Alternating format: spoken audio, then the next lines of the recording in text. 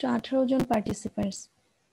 আমি আশা করি খুব শীঘ্রই so and it's already 9:06, so hopefully we can start now. Okay, so good morning students. আশা করি তোমরা সবাই ভালো আছো, সুস্থ আছো, যে যেখানে আছো পরিবারের সবাইকে নিয়ে ভালো আছো। আবার সেই এক সপ্তাহ পরে তোমাদের সাথে আমার ক্লাস। আজকে আমরা অবশ্যই প্রথম ক্লাসের লাস্ট ক্লাসের একটা ফিডব্যাক নিয়ে আমরা পরবর্তী আজকের সেশনে চলে যাব। আমরা লাস্ট ক্লাসে আমার আমি যে কথা বলছি ভলিউম ঠিক আছে? তোমরা সবাই শুনতে পাচ্ছ ঠিক মতো? জি ম্যাম। ওকে জি ম্যাম। ওকে, তাহলে চলো আমরা শুরু করি। আমরা আমাদের সাবজেক্টের কন্টিনিউশনে, অর্থাৎ সাবজেক্টের প্রথম ক্লাসের কন্টিনিউশনে লাস্ট ক্লাসে আমরা যেখানে শেষ করেছিলাম সেটা ছিল পিলেটিং, তাই না? লাস্ট ক্লাসে আমরা একটু ডিটেলসে গিয়েছি পিলেটিং। তার আগের ক্লাসে আমরা শুরু করেছিলাম অ্যাকচুয়ালি গ্রেইন প্রসেসিং মেথড, যারা ছিল dry processing method. Dry processing মেথডের আন্ডারেই ছিল একটা পয়েন্ট পিলেটিং, যেটা আমরা লাস্ট ক্লাসে শেষ করেছি। আমরা আবার যদি ওটা একটু রিক্যাপ করি, পিলেটিং তোমাদের জন্য খুব গুরুত্বপূর্ণ একটা টপিকস। আমি স্ক্রিন শেয়ার করেছি। তাহলে পিলেটিং সম্পর্কে আমরা বেসিক কিছু পয়েন্ট এখানে জেনেছি, এবং প্লেটিং এর টেম্পারেচার সম্পর্কে আমরা রেঞ্জ জেনেছি। আচ্ছা, এখানে রেঞ্জ যেটা দেওয়া আছে, আমি আশা করব তোমাদের মনে আছে যে কোন রেঞ্জটা, কোন পয়েন্টটাকে আমরা বলেছিলাম যে এই পয়েন্টটাতে এই ডিগ্রি সেন্টিগ্রেডে করলে ডিস্ট্রাকশন অর্থাৎ ভিটামিন বা অন্যান্য এনজাইমগুলো ডিস্ট্রয় হওয়ার সম্ভাবনা খুবই কম থাকবে। যে কোনো একজন চট করে আনসার দাও তো, কত?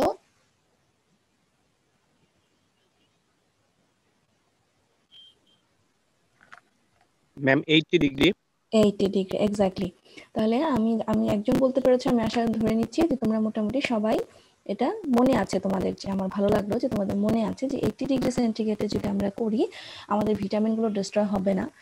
একটা বেসিক নলেজ তোমাদেরকে আমি দেই। তো নর্মালি যে এনজাইমগুলো থাকে, হ্যাঁ, আমরা যখন একটা সিড দেখি নর্মাল ফর্মে, তার মধ্যে কিন্তু সব থাকে। সিড মানে কি? সিড তো তার নিজের পারপাস কি? সিড তৈরি করার, তার ফিউচার জেনারেশনের জন্য, তাই তো? সিড থেকে আবার কিন্তু সেই গাছই হবে। যে গাছ থেকে আমরা যে ফল পাচ্ছি, ফল মানেই হচ্ছে সেই ফল থেকে আবার সেই গাছটা হবে। এটাই কিন্তু তার মূল উদ্দেশ্য। কিন্তু আমরা সেটাকে আমাদের পারপাসে ব্যবহার করি, সেটা ভিন্ন বিষয়। তাহলে এই সিডের মধ্যে এমন সবকিছু উপাদান থাকবে যা দিয়ে একটা নতুন লাইফ সে তৈরি করতে পারবে।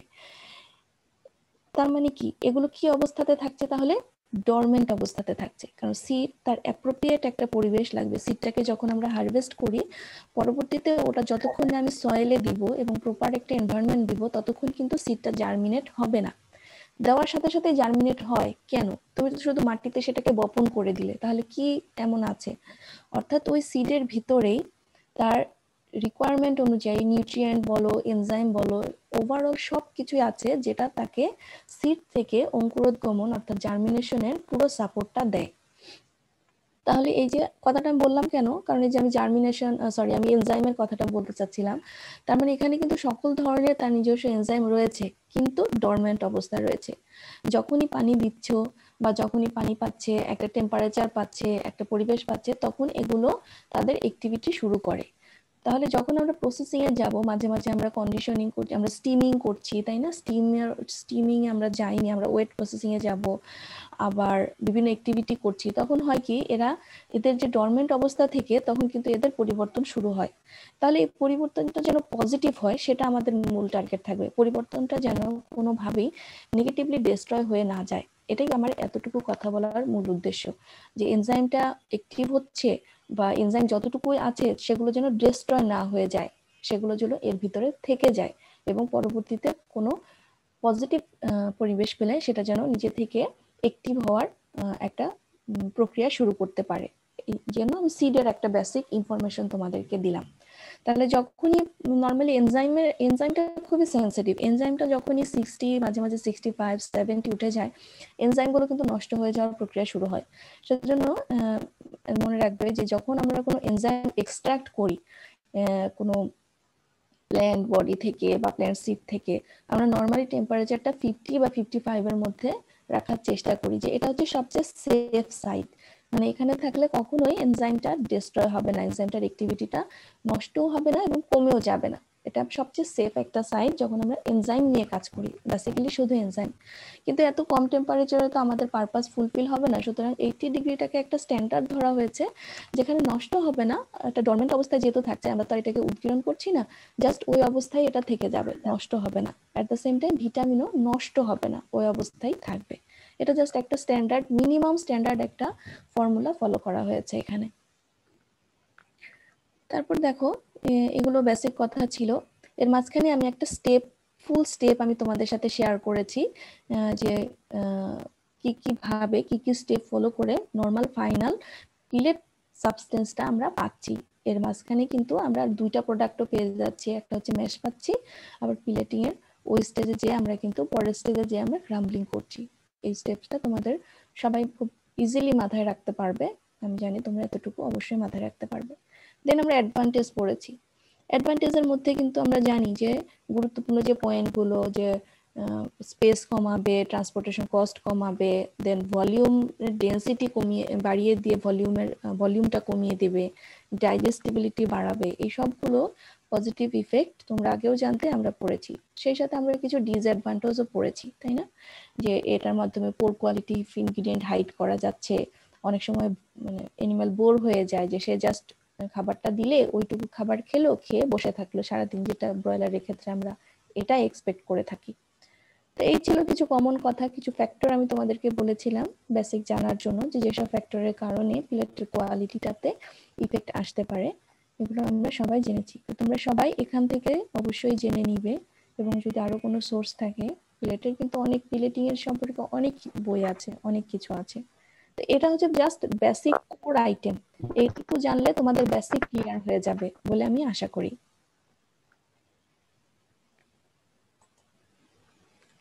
আচ্ছা, এই ছিল আমাদের পিলেটিং এর সাথে শেষ হয়ে গেল আমাদের ড্রাই প্রসেসিং মেথড, তাই না? যেটা ছিল আমাদের ড্রাই। এখন এই যে প্রসেসিং অর্থাৎ ড্রাই প্রসেসিং গুলো আমি পড়লাম, ড্রাই প্রসেসিং এর মাধ্যমে কি কি পয়েন্ট আসতে পারে, অর্থাৎ আরেকটা স্ক্রিন আমি শেয়ার করছি, তোমরা দেখো।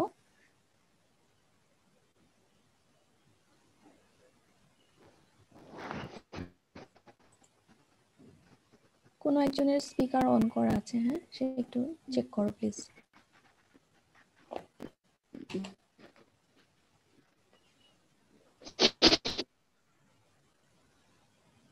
আচ্ছা, এখানে নিশ্চয়ই তোমরা এখন দেখতে পাচ্ছ একটা টাইটেল দিয়ে দেওয়া আছে যে effect of processing on the nutritional value of feeds.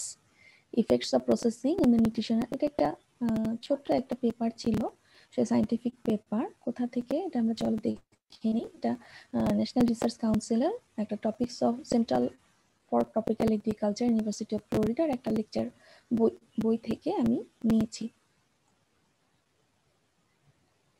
এখানে বেসিক কিছু কথা আছে, তোমাদের যদি পরীক্ষায় আসে বা তোমাদের যদি ভাইভাতেও বলা হয় যে নিউট্রিশনাল তুমি প্রসেসিং করলে, প্রসেসিং এর দ্বারা তুমি ফিজিক্যাল অ্যাপিয়ারেন্স চেঞ্জ করলে, তোমার পারপাস ফুলফিল করলে, তো এক্ষেত্রে নিউট্রিশনাল ভ্যালুর কি কি চেঞ্জ হতে পারে, পজিটিভ হতে পারে, নেগেটিভ হতে পারে, কি কি হতে পারে, সেটা অলরেডি কিন্তু আমরা কিছুটা ডিসকাস করেছি।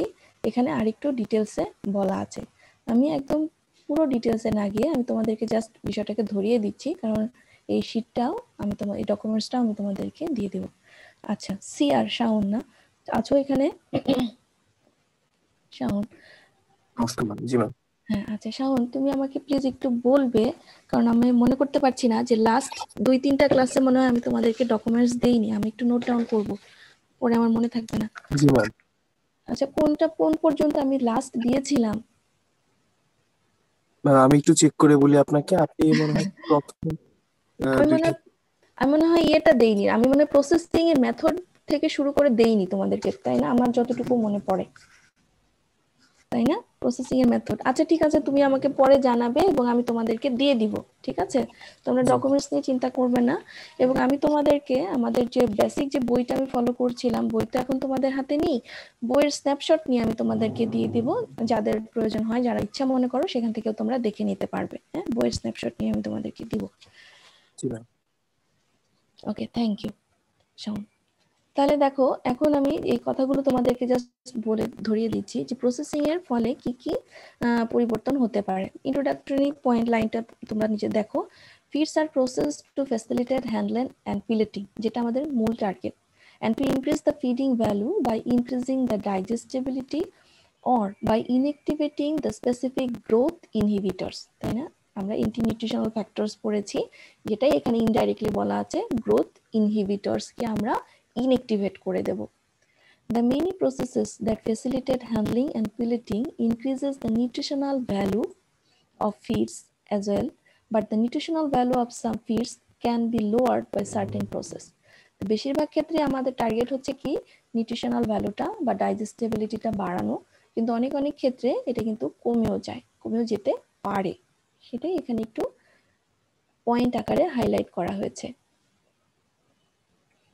এখানে দেখো সেকেন্ড পয়েন্ট কি বলা আছে, হিট ট্রিটমেন্ট। ড্রাই প্রসেসিং এর অনেক জায়গায় আমরা হিট ট্রিটমেন্ট করে থাকি, তাই না? আমরা হিট দিচ্ছি।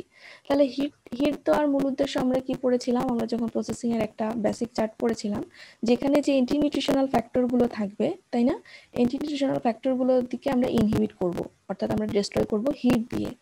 আবার হিট ট্রিটমেন্ট কেন করা হচ্ছে, দেখো পিলেটের কোয়ালিটি বা পিলেট করার জন্য হিট ট্রিটমেন্ট দেওয়া হচ্ছে। তাহলে improve the quality of pellet feeds at the same time কি করছে, সয়াবিন মিল বা এই জাতীয় অনেক অয়েল প্রোডাক্টস এর মধ্যে যে ইনহিবিটরস থাকছে সেগুলো তারা ডিস্ট্রয় করছে। তাহলে হিট ট্রিটমেন্ট দ্বারা কি হচ্ছে, নিউট্রিশনাল ভ্যালু অফ সিরিয়ালের কিন্তু ডাইজেস্টিবিলিটি বাড়ছে, কারণ প্রসেস অ্যান্টি নিউট্রিশন ইনহিবিট হচ্ছে, কোয়ালিটি ভালো হচ্ছে, স্টার্চ যেটা থাকছে আমি বললাম জিলেটিনাইজেশন হচ্ছে, ডাইজেস্টিবিলিটি বাড়ছে। দেখো এখানে কি বলা হচ্ছে, proper conditioning of feeds before pelleting results in improved pellet durability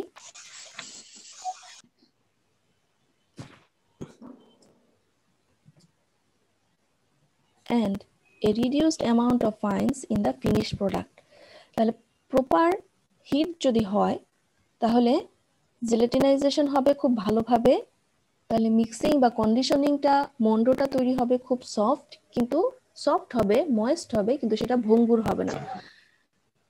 please স্পিকারটা of করো, একজনের স্পিকার অন আছে, হ্যাঁ একটু চেক করো। তাহলে যেখানে দেখছি আমরা যে মন্ডটা এমন ফর্মে হতে হবে যে সফট হচ্ছে, ডিউরেবিলিটি বাড়ছে, কিন্তু ভঙ্গুর হচ্ছে না, কারণ ভঙ্গুর হলেই কিন্তু সেখানে কি হবে, ড্রাই যদি হয় সেখান থেকে কিন্তু ফাইন প্রোডাক্ট বেশি চলে আসবে, তোমার এই লস বেশি হবে, তোমার পিলেট তৈরি হওয়ার পরে পিলেট থেকে লস বেশি হবে। তাহলে হিট ট্রিটমেন্টের ফলে ডাইজেস্টিবিলিটি বাড়ছে, জেলাটিনাইজেশন। প্লিজ তোমরা স্পিকার অফ করো, আমি বারবার একটা কথা বলছি, তোমরা কি বুঝতে পারছো না?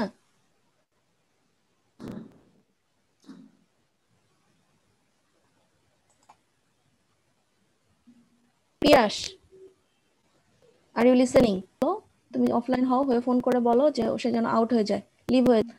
তাহলে এই যে হিট ট্রিটমেন্ট দিলাম, তাহলে এখানে কিন্তু আমরা পজিটিভ বিষয়গুলো পেলাম, কিন্তু নেগেটিভ বিষয় কি হতে পারে এখানে তোমরা দেখো, উল্লেখ না করা থাকলেও তোমরা কিন্তু এই বিষয়টা মনে রাখবে। হিট যদি বেশি হয়, এখানে প্রপার হিটিং এর কথা এই জন্যই বলা আছে যে প্রপার কন্ডিশনিং, প্রপার শব্দটার গুরুত্ব এখানে অনেক বেশি, এই জন্যই বলা হচ্ছে যদি প্রপার না হয়, হিট যদি বেশি হয় তাহলে কিন্তু ভেঙে যাওয়ার মাধ্যমে, মানে কি হিট বেশি হলে আবার অনেক সময় ডাইজেস্টিবিলিটিও কিন্তু হ্যাম্পার হবে, কম হলেও প্রপার জেলাটিনাইজেশন হবে না। তাহলে প্রপার শব্দটা কিন্তু এখানে খুবই গুরুত্বপূর্ণ, সেটা না হলে অবশ্যই নিউট্রিশনাল ভ্যালুর উপরে একটা নেগেটিভ ইফেক্ট পড়বে, সেটা তোমরা নিজেদের মতো করে 1-2 লাইন এখান থেকে লিখে নিবে, কিন্তু পজিটিভ ইফেক্টের কথা কিন্তু এখানে বেশি হাইলাইট করতে হবে যে পজিটিভ কি ইফেক্ট হতে পারে। এখন আসো গ্রাইন্ডিং। গ্রাইন্ডিং এমন একটা পদ্ধতি যার মাধ্যমে গ্রাইন্ডিং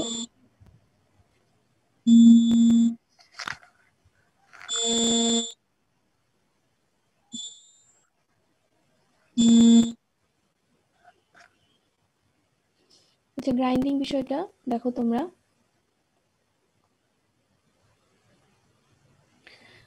গ্রাইন্ডিং এমন একটা পদ্ধতি, তাই না, গ্রাইন্ডিং এমন একটা পদ্ধতি যেটা কিন্তু আমার বেসিক একটা পদ্ধতি, যেটার মাধ্যমে আমরা সিম্পল গ্রাইন্ডিং করেও দিতে পারি, আবার পিলেটিং এর ক্ষেত্রেও আমাকে গ্রাইন্ডিং করতে হচ্ছে। তাহলে গ্রাইন্ডিং কিন্তু খুব কমনলি ইউজড, চিপ বা আমরা যদি বলে থাকি সহজেই করা যায় এমন একটা প্রসেসিং টেক হচ্ছে গ্রাইন্ডিং। তাহলে grinding may increase the nutritional value of feeds by reducing the particle size of the ingredients and thereby the increased surface area on the ingested feed and facilitating digestion. এটা কিন্তু তোমরাও জানো, কারণ তোমরাও আমাকে প্রথমে বলেছো যে গ্রাইন্ডিং করার পর ডাইজেস্টিবিলিটি বাড়ে। সেটা কিভাবে বাড়ে? কারণ পার্টিকেল সাইজ ছোট হয়, সারফেস এরিয়া বেড়ে যাবে। সুতরাং এনিম্যাল ইনটেকের পরে সেই সারফেস এরিয়াতে এনজাইম বলো বা মাইক্রোবস বলো তাদের অ্যাক্টিভিটির প্লেস এরিয়া বেড়ে যাবে। সেইভাবেই কিন্তু ডাইজেস্টিবিলিটিটা বাড়ছে, এনজাইম অ্যাক্টিভিটি কাজ করছে ভালোভাবে, এটা আমরা জানি, তাই না? আচ্ছা, এখানে আমি যে হাইলাইট করা এরিয়াগুলো দিয়েছি, অর্থাৎ যেখানে দেখো হলুদ কালারগুলো করা আছে, এই লাইনগুলোই বেশি ইম্পর্টেন্ট। যেহেতু অনেক বড় একটা পেপার, তোমাদের দেখে হয়তো অস্বস্তি হতে পারে, সেজন্য আমি ইম্পর্টেন্ট জায়গাগুলোকে বেসিক্যালি হাইলাইট করে দিয়েছি। পিলেটিং অ্যান্ড ক্রাম্বলিং, তাই না? খুব গুরুত্বপূর্ণ একটা পয়েন্ট, পিলেটিং অ্যান্ড ক্রাম্বলিং। এখানে দেখো কি বলা আছে, the pelleting and crumbling process compacts the mixed feed ingredients and increase the nutrient density and the bulk density. For some species, pellet improves the palatability or acceptability of the feeds. As mentioned above, the steam conditioning that occurs just before pelleting may improve the digestibility. Pelleting conditioning korle digestibility বাড়ছে. The heat generated during compaction of the pellet may also improve the digestibility and destroy the thermolabile toxic factors. তাহলে হিটটা যখন দিবে 80 degree সেন্টিগ্রেডে আমরা দিচ্ছি হিটটা, তাহলে দেখো অনেক অনেক টক্সিক ফ্যাক্টর বা অনেক জার্মও থাকতে পারে, ফিডের সাথে মাইক্রোবস থাকতে পারে, সেগুলো কিন্তু যেগুলো হিট সেন্সিটিভ, অর্থাৎ এই 80 ডিগ্রিতে কিন্তু অনেক ধরনের জার্মস, টক্সিক ফ্যাক্টর ডিস্ট্রয় হয়ে যায়, ওগুলো মরে যায়। That naturally occurs in some plant. Toxic factor যেটা আমরা বলেছিলাম যে যেটা কিছু ন্যাচারালি তৈরি হয়ে থাকে, তার মানে কি পিলেট অনেক সময় আবার ইনহ্যান্স করে কি ফসফরাসের অ্যাভেলেবিলিটি বাড়িয়ে দেয়, হ্যাঁ, and also permits the use of low density, bulky, unpalatable feeds that might not otherwise be practical to use.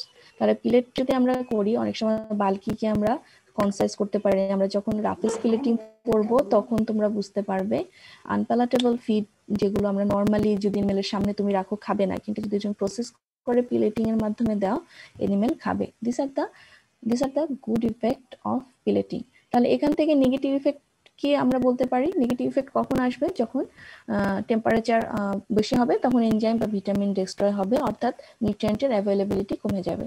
তোমরা একটা জিনিস এখানে অ্যাড করে নিবে, পজিটিভ বলার সাথে সাথে কিছু কিছু একটা দুইটা নেগেটিভ পয়েন্টও বলবে। নেগেটিভ মানে যে নিউট্রিশনাল ভ্যালু কোথায় কোথায় কমতে পারে। কারণ দেখো শুরুতে কিন্তু বলা আছে যে নিউট্রিশনাল ভ্যালু অনেক সময় কমেও যায়, লোয়ার, কিন্তু এখানে লোয়ারটাকে হাইলাইট করা হয়নি, হায়ারটাকেই, ভ্যালু বাড়াটাকেই হাইলাইট করা হয়েছে। আমি তো তোমাদের সাথে ওটাও ডিসকাস করছি।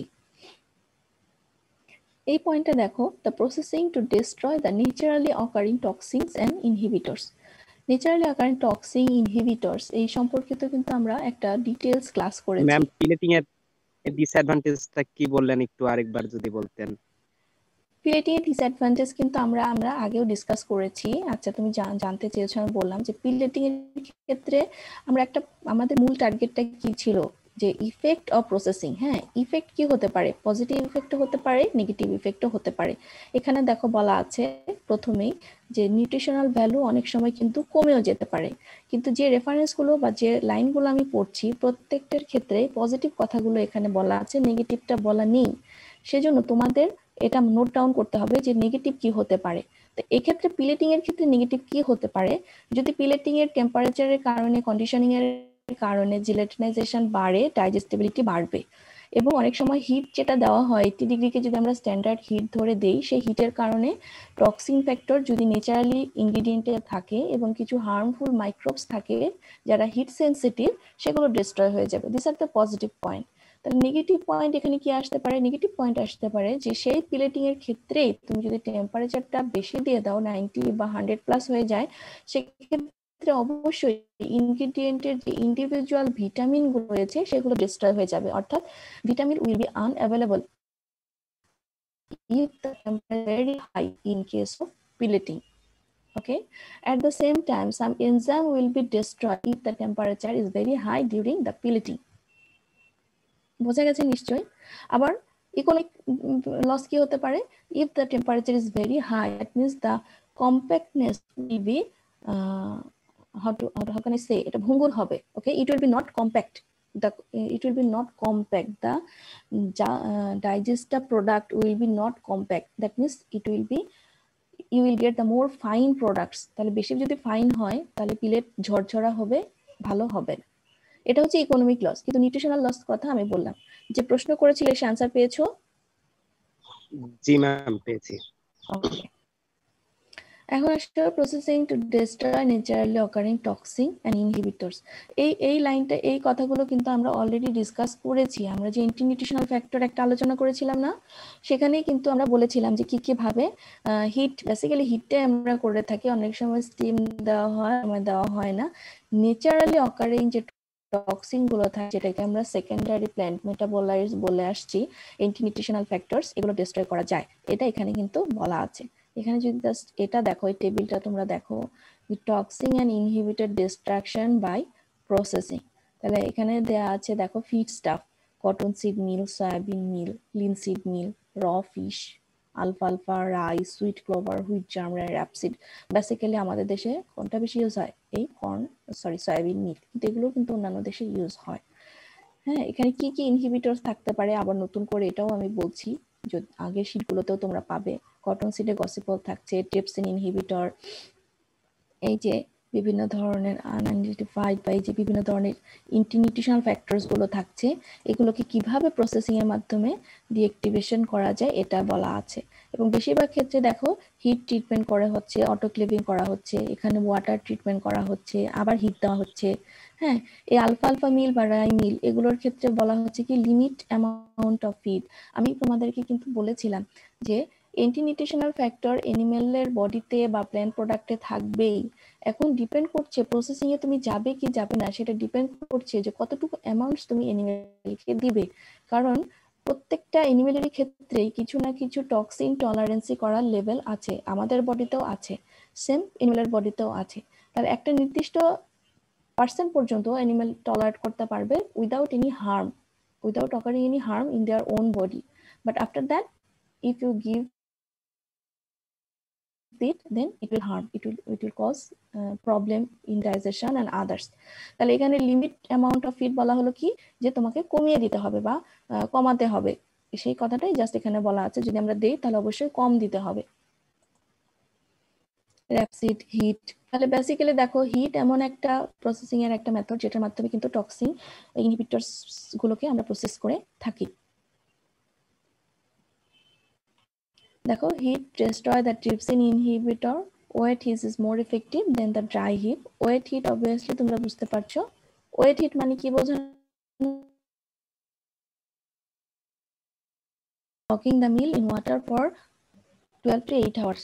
এখন তুমি যদি বলো যে ম্যাডাম হয়তো সামান্য কিছু দিবে পরিমাণ, যেটাতে আমি বুঝতে পারছি টক্সিন আছে, কিন্তু ওই গ্রামের মধ্যে আমার সেই প্রসেসিং নেই বা আমি করতে পারলাম না, তাহলে কি করব? সবচেয়ে সহজ এবং ইকোনমিক উপায় হচ্ছে সকিং। যে কোনো ধরনের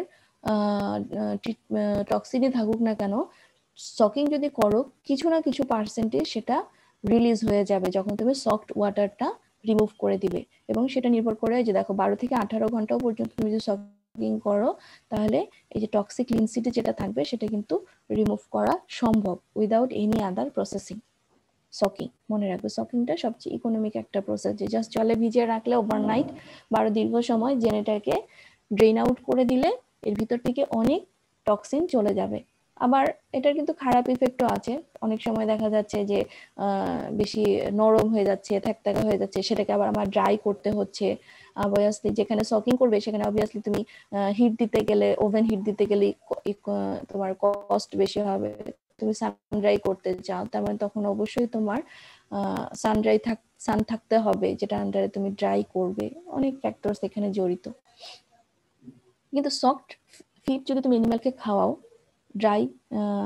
ড্রাই সিডের চেয়ে বেনিফিট কিন্তু বেশি, ডাইজেস্টিবিলিটি বেশি হবে। সকিং করার সাথে সাথে তার মধ্যে যে হিডেন ফর্মে অর্থাৎ ডরমেন্ট অবস্থায় যে সকল অ্যাক্টিভিটিগুলো ছিল সবগুলো কিন্তু অ্যাক্টিভ হয়ে যাবে। এই অ্যাক্টিভ অবস্থায় যদি সিডটা অ্যানিমাল খায় তার কার্যকারিতা অনেক বেশি হবে। These are the benefits of soaking. the effect of processing on molds, salmonella and other harmful substances. এটাও নিজেরাই তোমরা দেখে নিবে। দেখো mold and mycotoxin, ma'am benefits of soaking টা একবার যদি বলতেন। আচ্ছা, সকিং, হ্যাঁ, সবচেয়ে মনে রাখবে this is the most economic, তাই না? আচ্ছা, সকিংটা হচ্ছে সবচেয়ে ইকোনমিক। জাস্ট কি লাগবে আমার? জল লাগবে আর হয়তো একটা পাত্র লাগবে। পাত্রটা ডিপেন্ড করবে তুমি কোন ধরনের কতটুকু দিবে বা কি দিবে। আমরা নর্মালি বলি যে কোনো কিছুই যদি ফার্মার করতে না চায় তাহলে স্ট্রটাকে আমরা কি করে খাওয়াতে বলি? অ্যাটলিস্ট বলতো সকিং করে খাওয়াতে বলি, তাই না? কেন? যে অ্যাটলিস্ট তুমি যদি জলেও ভিজিয়ে রাখো বিষয়টা, এটা একটু নরম হবে, সফট হবে, ডাইজেস্টিবিলিটি কিছুটা হলেও বাড়বে। তাহলে সকিংটা আমি প্রসেসিং এর ক্ষেত্রে এই জন্য বললাম যে মাইক্রোটক্সিন বা টক্সিন ফ্যাক্টর যেগুলো থাকছে সেগুলো অনেক সময় শুধুমাত্র সকিং এর মাধ্যমে দূর করা সম্ভব যদি লাইট টক্সিন হয়। লাইট টক্সিন, হ্যাঁ, ওভারনাইট সকিং করে রাখলে, সেটাকে কভার দিয়ে রাখলে, সিডটাকে ভিজিয়ে রাখলে একটা নির্দিষ্ট পরিমাণ জলে, সেটা বেশি হলেও সমস্যা নেই। নর্মালি আমরা একটা অনুপাত করে দেই 1:2 বা 1:5 করে দেই, সেটা সিডের উপর ডিপেন্ড করে। দিলাম, সেটাকে ওভারনাইট সকিং করলাম বা 24 ঘন্টা সকিং করলাম, করে সেটাকে পানিটাকে আমরা ড্রেন আউট করে দিলাম, দিয়ে সেই সিডটাকে আমরা ড্রাই করলাম, সান ড্রাই করলাম, করে সেই সিডটা আমরা খাওয়ালাম।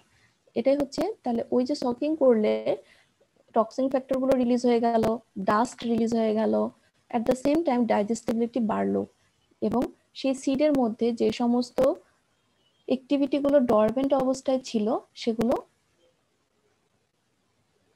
কি হবে? ডরমেন্টের বিপরীত শব্দ কি মনে করতে পারছি না, বলো। বাংলা বলো, ইংরেজি বলো। অ্যাক্টিভ হবে। অ্যাক্টিভ হবে, আচ্ছা যাও অ্যাক্টিভ হবে। আচ্ছা, যে অ্যাক্টিভিটি গুলো ডরমেন্ট অবস্থায় ছিল সেগুলো অ্যাক্টিভ হবে, হ্যাঁ, এটাই হচ্ছে মূল বেনিফিট। এবং অ্যাক্টিভ ওই অবস্থায় যখন আমরা খাওয়াবো, অ্যানিমেল অবশ্যই বেনিফিট বেশি পাবে compare to the dry seed. বুঝতে পেরেছো যে প্রশ্ন করেছো? Yes ma'am. আচ্ছা, এখন যে প্রশ্ন করেছো, এখন বলো তো এটার একটা নেগেটিভ ইফেক্ট কি হতে পারে সকিং এর ক্ষেত্রে? ম্যাম ওভারনাইট সোকিং করলে সেটা অনেক সময় অনেক বেশি নরম হয়ে যেতে পারে, তারপর সেটাকে আমার মাইক্রোওয়েভে ড্রাই করতে হতে পারে, সেক্ষেত্রে কস্টটা বাড়বে। আবার সান ড্রাই করতে গেলে সানটা অ্যাভেলেবল কিনা সেটাও এটা ডিপেন্ড করছে, হ্যাঁ, অনেক কিছু আসলে সিচুয়েশন ডিপেন্ড। দেখো, যত কিছুই আমরা লিটারেচারে পড়ি কি না পড়ি নাকি, সবকিছুই কিসের উপর ডিপেন্ড করছে? সিচুয়েশনের উপরে। তোমাদেরকে ওভারঅল জ্ঞান দেওয়ার অর্থ কি? জাস্ট তোমাদের মাথায় এটা থাকবে, কিন্তু অ্যাকশন তোমরা কি করবে সেটা কিন্তু on the demand of your situation. তোমার পরিস্থিতি কি, তোমার পরিবেশ কি, তোমার অ্যাভেলেবিলিটি কি, সেটার উপর ডিপেন্ড করে এই জ্ঞানগুলোকে কাজে লাগিয়েই তোমাকে ফরওয়ার্ড হতে হবে। এবং যে এই টেকনিক ফলো করে করতে পারে সেই কিন্তু দেখা যায় যে আমরা বলি না, আমরা অনেক অনেক একটা একটা সাপোজ আমি একটা এক্সাম্পল দেই, যে ডাক্তার সবাই সবাই 5-6 বছর 7 বছর পড়াশোনা করে ইন্টার্নি করে ডাক্তার হয়। সবার কি নাম তোমার এরিয়াতে সেভাবে থাকে না, কিন্তু তুমি একটা নাম ধরে যাও বা এই ডাক্তারটা ভালো, এই ডাক্তারের আন্ডারে সবাই রোগী ভালো হয়, মানে কি সেও যা পড়েছে, যে ডাক্তার সেভাবে চেম্বার করছে না বা রোগী যাচ্ছে না, সেও কিন্তু একই বই পড়েছে, জাস্ট অ্যাপ্লিকেশন, তার নলেজটাকে সে দক্ষতায় কিভাবে অ্যাপ্লাই করছে, দ্যাট ইজ দ্য পয়েন্ট। তোমাদের ক্ষেত্রেও তাই, যে তোমাদেরকে এই আইডিয়াগুলো দিয়ে দেওয়ার কারণই হচ্ছে যে পরিবেশ পরিস্থিতি এবং সিচুয়েশন বুঝে তোমাদেরকে অ্যাপ্লাই করতে হবে। লাস্ট পয়েন্ট আমি বলি, দেখো, effect of processing on the availability of nutritional value of vitamins. তাহলে নিউট্রিশনাল কোথায় গেলে বলো তো ভিটামিনটা ডিস্ট্রয় হতে পারে? প্লেটিং এর হিট ট্রিটমেন্টে, তাই না? হ্যাঁ, প্লেটিং এর হিট ট্রিটমেন্টে গেলে কিন্তু প্রসেস ভিটামিন গুলো ডিস্ট্রয়। ভিটামিন সবচেয়ে হিট সেন্সিটিভ একটা নিউট্রিয়েন্ট, সুতরাং এই জিনিসটা আমাদেরকে মাথায় রাখতে হবে। এখানে কিন্তু দেখো তাই বলা হয়েছে, the plating process can alter the vitamin contents of the feed. Plating may increase the availability of nicotine, acid and biotin. অনেক সময় কন্ডিশনিং যে করা হলো না, সেই কন্ডিশনিং এর সময় কিন্তু অনেক সময় এই যে বাড়ছে কিভাবে, তোমরা বলতে পারো ম্যাডাম ডেস্ট্রয় তো বুঝলাম, বাড়ছে কিভাবে? বাড়াটা হচ্ছে যখন কন্ডিশনিং এ যাবে, কন্ডিশনিং এর সময় অনেক সময় এই যে ভিটামিন গুলো থাকছে এগুলো অনেক সময় অ্যাক্টিভিটি বেড়ে যায়, অ্যাভেলেবিলিটি বেড়ে যায়, মাউন্ট ফর্মে যেগুলো থাকে। নাউন ফর্মে যেগুলো থাকছে সেগুলো বেড়ে যায়, অ্যাভেলেবিলিটি বেড়ে যায়। আচ্ছা, non nutritive feed additives which are added to the feeds as a binding agent may interfere with the availability of riboflavin and certain divalent cations such as zinc. আরেকটা পয়েন্ট দেখো, গুরুত্বপূর্ণ পয়েন্ট কিন্তু এটা, যে যখন আমরা নন নিউট্রিটিভ কিছু feed additive add করছি, কিছু কিছু ফিড অ্যাডিটিভ কি করতে পারে, সেটা তারা ইন্টারফেয়ার করতে পারে বিভিন্ন ধরনের নিউট্রিয়েন্ট অ্যাভেলেবিলিটির ক্ষেত্রে। হ্যাঁ, এটা কিন্তু ইম্পর্টেন্ট একটা line. Some commercial methods for processing grain and oilseed meals result in decrease the levels of certain vitamins in the final product.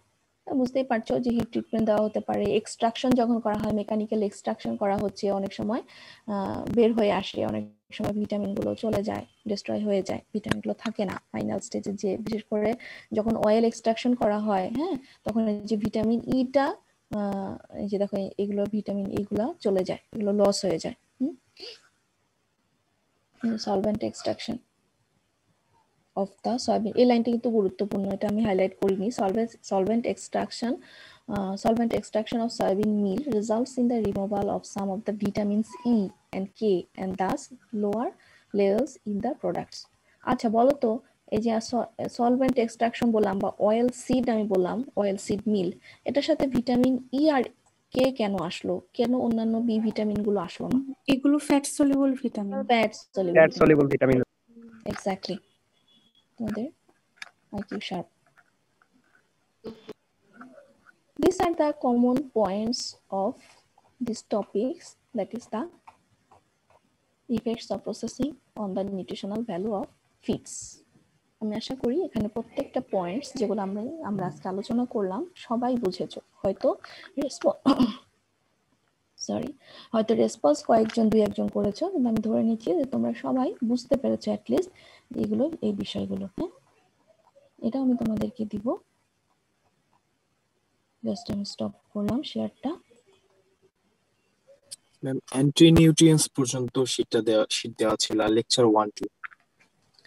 Just wait, আমি একটু অ্যান্টি নিউট্রিয়েন্টস পর্যন্ত তোমাদের দেয়া ছিল, তাই না? জি ম্যাম, আর লেকচার 1-2 আর অ্যান্টি নিউট্রিয়েন্টস, এই তিনটা। লেকচার 1 টু অ্যান্টি, আচ্ছা ঠিক আছে, বুঝতে পেরেছি। তার মানে তোমাদের প্রসেসিং এর কোনো শীট তোমরা পাওনি, প্রসেসিং।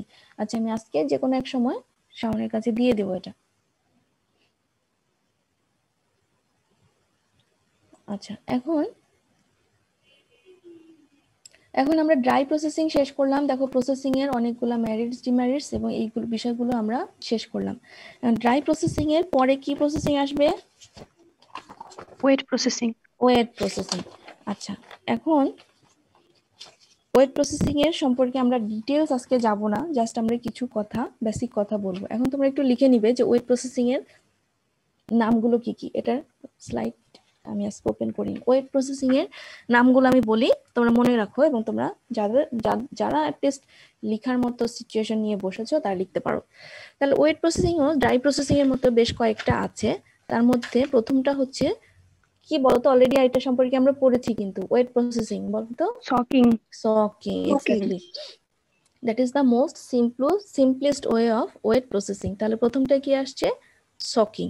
তাহলে এই সকিং এর মাধ্যমে কি হতে পারে, আমরা যদি লং টাইম সকিং করে রাখি তাহলে ফিডটা সফট হবে, ডাইজেস্টিবিলিটি বাড়বে, এট দ্য সেম টাইম ফিডের মধ্যে যদি ডাস্ট থাকে সেগুলো রিমুভ হয়ে যাবে, কিছু লাইট টক্সিন থাকে যেগুলো সকিং এর মাধ্যমে দূর করা সম্ভব, হ্যাঁ, সেগুলো কিন্তু এর মাধ্যমে আমরা দূর করতে পারি। তাহলে নাম্বার 1 প্রসেস মেথড হচ্ছে কি? সকিং।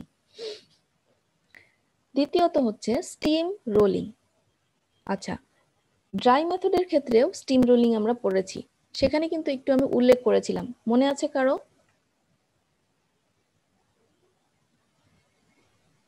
স্টার্চের জিলাটিনাইজেশন হয়। না, আমি বলছি যে স্টিম রোলিংটা মনে আছে কিনা। স্টিম রোলিং এর মেকানিজমটা কি বলো তো? মনে আছে? মনে থাকলে বলো, না থাকলে আমি কন্টিনিউ করবো, যেহেতু আমি তোমাদের শীট দিইনি। আচ্ছা, আমি বলে দিচ্ছি। স্টিম রোলিং এ কি হচ্ছিল, আমাদের যদি ড্রাই রোলিংটা আমরা ধরি, তাহলে একটা হোপারে ফিড ইনগ্রেডিয়েন্ট যাবে, সেখান থেকে কনভেয়ারের মাধ্যমে পাস হবে, এবং দুইটা কি থাকবে? রোলার থাকবে, তাই না? দুইটা রোলার কন্টিনিউয়াস ঘুরতে থাকবে, যার মধ্যে দিয়ে যে গ্রেইনটা তুমি দিচ্ছ বা যে ফিড ইনগ্রেডিয়েন্টটা তুমি দিচ্ছ সেটা পাস হবে। পাস হওয়ার সময় সেটা কি হচ্ছে, ভেঙে যাচ্ছে, তাই না, চটকা হয়ে যাচ্ছে বা ভেঙে যাচ্ছে। দেন তুমি সেখানে যদি কাটার থাকে তাহলে কেটে যাবে, অথবা যদি কাটার না থাকে তাহলে ওই অবস্থায় বের হয়ে আসবে। That is the steam rolling, অর্থাৎ রোলারের মধ্যে দিয়ে পাস হবে। রোলারের সাথে কিন্তু কাটার থাকবে না, কথাটা মনে রাখবে। গ্রাইন্ডারের সেখানে কিন্তু কাটার থাকতে পারে, যে ছোট ছোট করে কাটবে। রোলারের মধ্যে কিন্তু কাটার থাকবে না, সেটা জাস্ট চটকা হয়ে ভেঙে যাবে। চটকা হয়ে যদি ভাঙে তো ভাঙলো, দ্যাট ইজ দ্য পয়েন্ট। চাপা লাগবে, চাপা লাগার পরে সে যতটুকু ভাঙে, ঠিক আছে, ভাঙলো, ভেঙে বের হয়ে আসলো। এখন এটাকে তুমি যদি ফার্দার কাটতে চাও, কাটার রাখ থাকতে পারে, অথবা তুমি যদি সাইজ নির্দিষ্ট দিতে যাও তাহলে সেখানে একটা স্ক্রিন থাকতে পারে, বড় স্ক্রিন থাকতে পারে, বা তুমি নিজে সেটাকে যেভাবে হ্যান্ডেল করতে চাও করতে পারো। তাহলে স্টিম রোলার হচ্ছে এইটা। এখন স্টিম রোলিং তাহলে কি হতে পারে, রোলিং এর এইখানে কোনো না কোনো স্টেজে যে কি করতে হবে, ময়েশ্চার অ্যাড করতে হবে বা স্টিম অ্যাড করতে হবে, ঠিক আছে। তাহলে স্টিম রোলিং, যেটাকে আরেকটা ক্ষেত্রে আমরা বলছি কি ক্রিম্পিং, হ্যাঁ মনে রাখবে, স্টিম রোলিং এর আরেকটা নাম হচ্ছে ক্রিম্পিং, যেখানে আমরা খুব অল্প সময়ের জন্য হতে পারে সেটা 1 থেকে 8 মিনিট হতে পারে, বা 10 মিনিট ম্যাক্সিমাম হতে পারে, আমরা স্টিম অ্যাড করব। অ্যাড করার ফলে এটা কিছুটা সফট হবে, কার্নেলটা সফট হবে এবং প্রোডাক্টটা বের হয়ে আসবে ড্রাই রোলারের মধ্যে দিয়ে, এবং প্রোডাক্টটা একটু ক্রিমচি হবে, সেজন্য এই প্রোডাক্টটার নাম বলা হয়েছে ক্রিম্পিং। হ্যাঁ, crimping, that is the basic concept of steam rolling.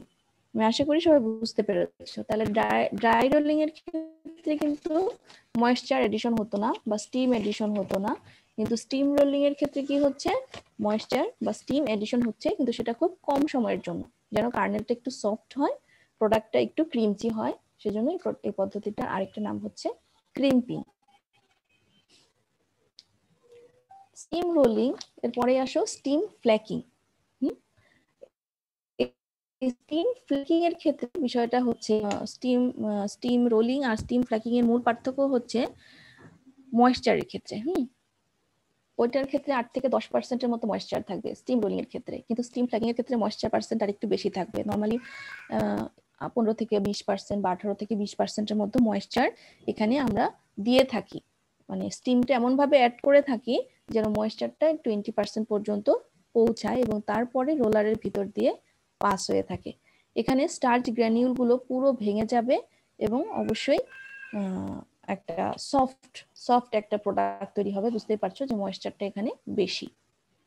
আগেরটা কিন্তু ক্রিমচি হবে, এটা কিন্তু ক্রিমচি হবে না। এখানে একটা ডিজায়ারেবল, অর্থাৎ তুমি চাচ্ছ এটা একটু নরম একটা চ্যাপ্টা প্রোডাক্ট বাইর হয়ে আসুক, সেটা এখানে বের হয়ে আসবে স্টিম ফ্ল্যাকিং এর মাধ্যমে। তারপরে হচ্ছে প্রেসার কুকিং। আচ্ছা, প্রেসার কুকিং জানো সবাই। এখন প্রেসার কুকিং আমাকে বলো একজন, প্রেসার কুকিং মানে যদি কি বুঝতে পারছো, এই নামটা শুনে অ্যাটলিস্ট কি বুঝতে পারছো বলো। প্রেসার কুকার, তাই না? আমরা সবাই জানি এই শব্দটা। সেখানে কি করা হচ্ছে, ময়েশ্চার অর্থাৎ ওয়াটার দেওয়া হচ্ছে, একটা প্রেসার দিচ্ছি, সেই প্রেসারে একটা নির্দিষ্ট সময়ের মধ্যে জিনিসটা কুকড হয়ে যাচ্ছে, রান্না হয়ে যাচ্ছে। That is the main theme of pressure cooker. অর্থাৎ প্রেসারও যাবে, সেখানে একটা হিটও যাবে, দুইটা একসাথে কিন্তু কাজ করবে। এখানেও কিন্তু সেটাই আমরা বলছি যে প্রেসার কুকিং এর ক্ষেত্রে কি হবে, একটা নির্দিষ্ট প্রেসার থাকবে এবং সেটা নিয়ে একটা নির্দিষ্ট টেম্পারেচার থাকবে। এখন এটাকে আমরা আরেকটার সাথে কম্পেয়ার করি। আজকে তোমাদেরকে জাস্ট আমি বেসিক ধারণা দিচ্ছি, নেক্সট ক্লাসে আমরা ডিটেইলসে যাব।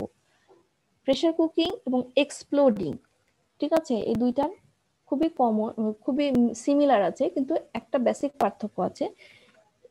প্রেসার কুকারে নরমালি আমরা স্ট্যান্ডার্ড ধরে নিচ্ছি যে আমরা 50 psi অর্থাৎ প্রেসার দিচ্ছি। সেখানে যদি তুমি কম্পেয়ার করো এক্সপ্লোডিং, জাস্ট 5 গুণ, অর্থাৎ ওখানে 250 psi পর্যন্ত আমরা প্রেসার দিচ্ছি। বুঝতে পারছো? প্রেসার কুকারে প্রেসারটা থাকছে অনেক কম, কিন্তু এক্সপ্লোডিং এর ক্ষেত্রে প্রেসারটা থাকছে অনেক বেশি। প্রেসার কুকারে আমরা ময়েশ্চার থাকছে অ্যাপ্রক্সিমেটলি 20% এর মতো ময়েশ্চার থাকছে, সেখানে ফ্ল্যাক হবে। আর এক্সপ্লোডিং এর ক্ষেত্রে একটা হাই যেটা প্রেসারটা ধরে রাখতে পারে এমন একটা কন্টেনারের মধ্যে খুব বেশি পরিমাণ প্রেসার দিয়ে জাস্ট কার্নেলটাকে 20 থেকে 30 সেকেন্ডের মধ্যে ভেঙে দেওয়া হয় এবং ময়েশ্চার অ্যাড করা হয় এবং সেটা খুবই সফট একটা প্রোডাক্ট তৈরি হয়ে আসে। এটা খুব বেশি ইউজ করা হয় না, অর্থাৎ এক্সপ্লোডিংটা খুব বেশি ইউজ করা হয় না, কারণ বুঝতেই পারছো সেই এত গুণ প্রেসার তৈরি করার ক্ষেত্রে একটা ইকোনমিক কস্ট লাগে, এবং সেই প্রেসারটা কিন্তু নর্মাল বাসনপত্রেও করা যায় না। একটা নির্দিষ্ট পাত্র অর্থাৎ নির্দিষ্ট ওই প্রেসার টলারেট করার জন্যই স্পেসিফিক কন্টেইনার থাকে। তাহলে এটা ইকোনমিক না, এটা কিন্তু ইকোনমিক না। তারপরে তোমাদের জানার জন্য, অর্থাৎ বইয়ে দেওয়া আছে মেথড, এই মেথডটা তোমাদেরকে জানতে হবে। দেন একটা মেথডের নাম হচ্ছে রিকনস্টিটিউশন। রিকনস্টিটিউশনটা কি জানো? রিকনস্টিটিউশন হচ্ছে ধরো যখন আমরা হারভেস্ট করব সিড, আমরা ধরে নিই এখানে ময়েশ্চার থাকবে 10 to 14 বা 15% এই লেভেলে আমরা হারভেস্ট করব। রিকনস্টিটিউশন হচ্ছে এই কম ময়েশ্চার সিডের মধ্যে আমরা ময়েশ্চার অ্যাড করব, আমরা ময়েশ্চার অ্যাড করব, ওয়াটার অ্যাড করব, যেন এটার ময়েশ্চার পার্সেন্ট 25 থেকে 30%-এর মতো দাঁড়ায়। ঠিক আছে, দেন আমরা এটাকে খুব বেশি দিন কিন্তু স্টোর করব না, আমরা 15 থেকে 20 দিন স্টোর করে দেন আটে আমরা এনিম্যালকে সাপ্লাই করে দেব। নর্মালি সরগম, মাইলো এই ধরনের প্রোডাক্টগুলোকে করা হয়, হর্সের ক্ষেত্রে করা হয়। হ্যাঁ, এটা খুব বেশি দিন স্টোর করা হয় না, ময়েশ্চার অ্যাড করা হয় যেন বাড়ে, ডাইজেস্টেবিলিটিটা বাড়ে, দেন এটা এনিম্যালকে খাইয়ে দেওয়া হয় ফার্দার কোনো প্রসেসিং ছাড়া। খুবই সহজ এবং ইকোনমিক। তারপর এনসাইলিং করা যেতে পারে, আমরা যেমন তোমরা যেমন পড়ছো না অলরেডি যে সাইলেস করা যায়, গ্রাফিক্সকে আমরা সাইলেস করতে পারি, ঠিক তেমনি গ্রেনকেও কিন্তু আমরা এনসাইলিং করতে পারি, একটা ময়েশ্চার ইনক্রিজ করে সেটাকে আমরা সাইলেজের মতো করে রেখে দিয়ে দেন আমরা এটাকে এনিম্যালকে খাওয়াতে পারি। Then that means this are the process of wet methods. তাহলে কি কি জানলাম? Soaking, steam rolling, steam flaking, pressure cooking, exploding, reconstitution and ensiling. কয়টা হলো ম্যাম? 7টা। 7টা। হ্যাঁ, তাহলে এই 7টা হচ্ছে ওয়েট প্রসেসিং এর মেথড। এটার একটু ডিটেলস আমি অলরেডি বেসিক কথা বলেইছি, এর বাইরে কিছু নেই। তারপরেও আমরা নেক্সট ক্লাসে আরেকটু এটা সম্পর্কে পড়বো এবং আমি শীট তোমাদেরকে সাপ্লাই করে দেব। তাহলে এই স্টিম প্রসেসিং এর মাধ্যমে কিন্তু আমাদের শেষ হচ্ছে গ্রেইন প্রসেসিং মেথড। এখন আমি তোমাদেরকে একটা বই দেখাই, ঠিক বই না, এফএওর একটা লিফলেটই বলতে পারো। আমি আশা করি সবাই দেখতে পাচ্ছো। দেখো, feedlot design and construction, the grain processing equipment. Introduction, basic কথা, এটা আমি যাচ্ছি না। ডিজাইন অবজেক্টিভস, আমরা প্রসেসিং এর কিন্তু অবজেক্টিভস পড়েছি, সেটাই এখানে আরেকটু ডিটেলস তোমাদেরকে বলা আছে। শাওন, তুমি অ্যাটেন্ডেন্সের ইয়েটা দাও তো, অলরেডি 51 বাজে, অ্যাটেন্ডেন্সের লিংকটা দিয়ে দাও শাওন।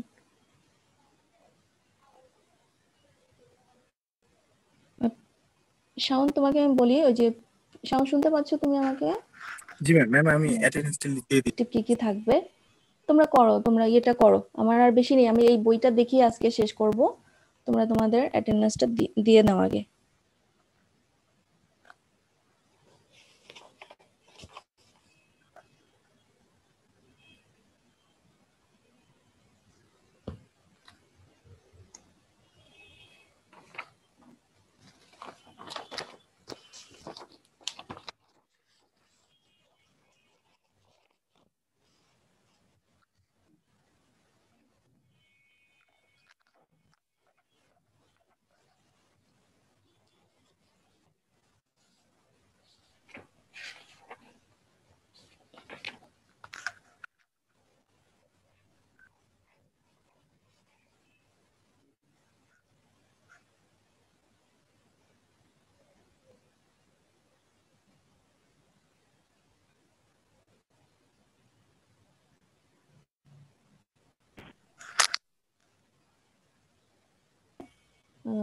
প্রসেসিং এর জাস্ট ডিটেলস আমরা যা পড়েছি তাই এখানে দেয়া আছে। এখানে ছবিগুলো তোমরা দেখলে তোমাদের আইডিয়া হবে। তোমাদেরকে বারবারই একটা ট্যুরে নেওয়া হয়, ফিড মিলে নেওয়া হয়। যাওয়ার আগে অ্যাটলিস্ট এই ছবিগুলো যদি দেখো, গ্রাইন্ডিং এর ক্ষেত্রে, রোলিং এর ক্ষেত্রে কি কি মেশিন কেমন ভাবে ইউজ করা যায় সেই মেথডগুলো এখানে দেওয়া আছে। হাই ময়েশ্চার বা রিকনস্টিটিউশন, স্টিম ফ্ল্যাকিং, তারপর কন্ডিশনিং এর জন্য এই যে তোমার বয়লার, এই জাস্ট বেসিক অনেক কথা এখানে কিন্তু ডিটেলসে দেওয়া আছে। দেখো, ফ্ল্যাক্ট গ্রেইনের ছবি এখানে দেওয়া আছে। এই কয় পাতা এখানে 7টার একটা লিফলেট বা বই বলতে পারো, কুইক টিপস কিছু দেওয়া আছে। দেখো এখানে এই বিষয়টা কিন্তু, এগুলো কিন্তু খুব ইম্পর্টেন্ট, এগুলো খুব গুরুত্বপূর্ণ কিছু কথা এখানে বলা আছে। তোমাদের যাদের আগ্রহ থাকবে একটু ডিটেলসে জানার জন্য, তারা এই বইটা ফলো করতে পারো, এবং সেজন্য আমি তোমাদেরকে এটা দিয়ে দিব। এটা আমি তোমাদেরকে দিয়ে দিব। আমি জানি সবার কাজে লাগবে না, লিস্ট যাদের ইচ্ছা আছে তারা এখান থেকে অনেক কিছু এডিট করতে পারবে। এই কোর্সটা এতই ছোট এবং কন্টেন্টস এতই ছোট যে সবাই একই ধরনের লেখা তোমরা লিখো, এবং সেখানে ভেরিয়েশন বা মার্কিংটা দেখা যায় খুবই রাফ এবং গড় মার্ক হয়ে যায়, কারণ নেই বইয়ের এর বেশি দেয়া নেই। হয়তো বলতে পারো ম্যাডাম বইয়ে দেয়া নেই, আমি কোত্থেকে লিখবো। সেই জন্য আমি চেষ্টা করি তোমাদেরকে বারবার যে অনেক ম্যাটেরিয়াল, সাইড ম্যাটেরিয়ালস গুলো অথেন্টিক, অবশ্যই অথেন্টিক, উল্টাপাল্টা দিলে তো হবে না। উইথ রেফারেন্স আমি তোমাদেরকে কিন্তু এক্সট্রা ম্যাটেরিয়াল সাপ্লাই করি, উইদাউট রেফারেন্স আমি কখনোই সাপ্লাই করি না। তাহলে উইথ রেফারেন্স যে ম্যাটেরিয়ালস গুলো থাকবে অবশ্যই বিলিভ করবে this are the authentic materials, এবং সেক্ষেত্রে অবশ্যই তোমরা বইয়ের যতটুকু লেখা আছে তার সাথে এটাকে এডিট করতে পারো যাদের ইচ্ছা থাকবে। তাহলে আজকের আমাদের টপিকস এতটুকুই ছিল। আমরা গ্রেইন প্রসেসিংটাকে খুব ভালোভাবে শেষ করলাম। আমরা আরেকটু হয়তো স্টিম প্রসেসিং এর যদি জানার থাকে, আমরা নেক্সট ক্লাসে জাস্ট একটা ওভারভিউ দিব গ্রেইনের স্টিম প্রসেসিং অর্থাৎ ওয়েট প্রসেসিং মেথডটাকে। দেন আমরা রাফেজ প্রসেসিং এ চলে যাব। ঠিক আছে, আমি আশা করি এতক্ষণে সবারই দেয়া হয়েছে। হ্যাঁ, তোমরা পার্টিসিপেন্ট তোমাদের চলেও যাচ্ছ, তো তোমাদের কারো যদি, যারা উপস্থিত আছো তাদের কারো যদি কোনো প্রশ্ন না থাকে আজকের কন্টেন্টস নিয়ে, তাহলে আমি আমাদের ক্লাস শেষ করে দেব।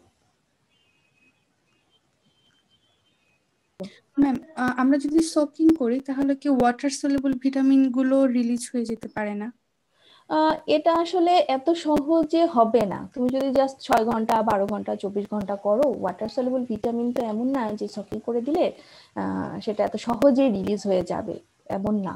ঠিক আছে, ভিটামিনটা মেনলি ডিস্ট্রয় হয় হচ্ছে হিটে। হিট যখন আমরা অনেকক্ষণ দিব, বেশি টেম্পারেচার, তুমি দেখো হিট যদি তুমি 30 ডিগ্রিতে দাও, নষ্ট হবে ভিটামিন? হবে না। তারপরে সোকিংও যদি তুমি একটা নির্দিষ্ট অনুপাত সময়ে করো, অবশ্যই সেটা নষ্ট হবে না, সেটা ডিস্ট্রয় হয়ে যাবে না। হ্যাঁ, তো সবকিছুরই একটা লিমিট থাকে। ঠিক তেমনি 3 দিন 4 দিন 6 দিন 10 দিন পর্যন্ত যদি সোকিং করো, আলটিমেটলি তোমার সিডি ভেঙে একদম হয়ে যাবে, ওটার মধ্যে তুমি কিছুই পাবে না। সুতরাং শুধুমাত্র খুব কম সময়ের জন্য করলে সেটা কোনো ইফেক্ট দিবে না। জি ম্যাম। আচ্ছা, আমি আশা করি তোমাদের সবাই আজকের লেকচার সম্পর্কে ক্লিয়ার, এবং পরবর্তী ক্লাসে আমরা আবার কন্টিনিউ করব। যেহেতু অলরেডি 10টা বাজে, আমি তোমাদের ক্লাস আজকে